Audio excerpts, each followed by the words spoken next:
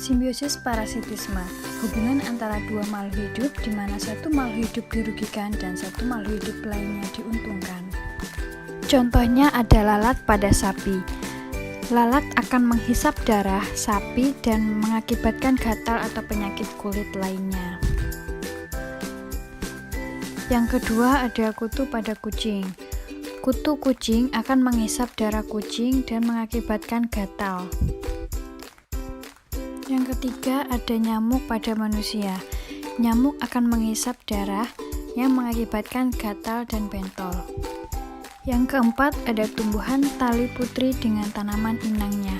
Tali putri akan menyerap makanan dan mendapatkan tempat tinggal, yaitu tanaman inang. Yang kelima ada pohon jambe dengan tumbuhan benalu. Tumbuhan benalu akan menyerap makanan pada pohon jambe dan mendapatkan tempat tinggal.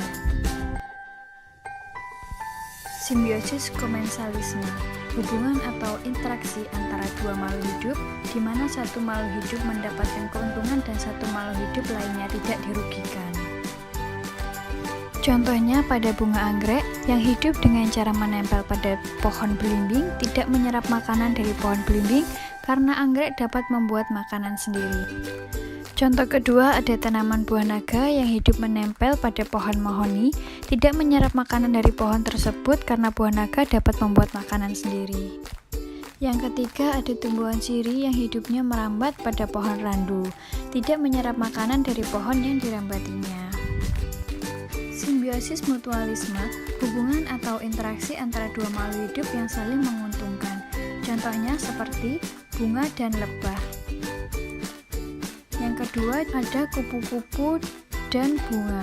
Kupu-kupu mendapatkan nektar pada bunga sebagai makanannya, sedangkan bunga dapat melakukan proses penyerbukan dibantu oleh kupu-kupu. Contoh ketiga ada interaksi antara tumbuhan dengan cacing tanah. Tumbuhan mendapatkan kemudahan untuk menyerap air dan udara dari aktivitas cacing, sementara itu cacing tanah mendapatkan makanan dari daun kering yang jatuh dan mengalami pembusukan.